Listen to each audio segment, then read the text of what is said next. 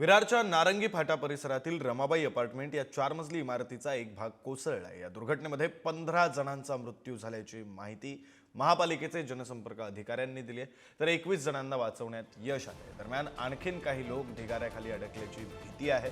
अग्निशमक दल, एनडीआरएफचे जवान rescue operation राबवत आहेत, मात्र अनेक अडचणींचा सामना त्यांना करावा लागतो। प्रतिनिधी विपुल पाटील आपल्यासोबत जोडले गेलेले आहेत। या संदर्भातले ताजे अपडेट त्यांच्याकडून घेऊया। विपुल,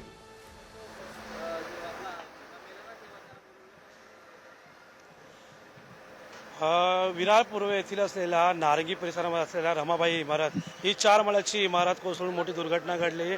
या ठिकाणी आता या घटनेमध्ये आतापर्यंत 15 जणांचा मृत्यू झालेला आहे, तर 9 जण जे जखमी आहेत त्यांना विरारच्या रुग्णालयामध्ये देखील दाखल करण्यात आलेले आहे, त्यांच्यावर उपचार सुरू आहेत। तर आता पाहिलं तर आपण कारवाईला पुन्हा आता या ठिकाणी रेस्क्यू ऑपरेशनला सुरू झालेले आहे।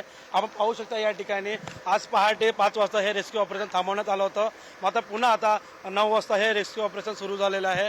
आपण जर पाहिलं तर याच इमारतीच्या वर हा टारसचा भाग आहे, त्या ठिकाणी काही लोक अडकल्याची माहिती अग्निशमन दलाकडून मिळते।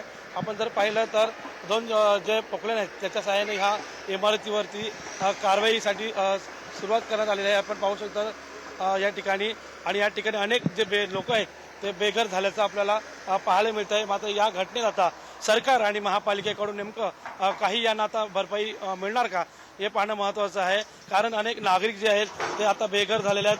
अनेकांच्या राशन असतील, कपडे असतील, असे अनेक ज्या वस्तू त्यांच्या यामध्ये हरवल्या गेल्या आहेत, त्यामुळे आता त्यांना मोठं त्यांचं या ठिकाणी उद्ध्वस्त झाल्याने त्यामुळे आता मदतीची अपेक्षा देखील ते आता सरकारकडे करत आहेत।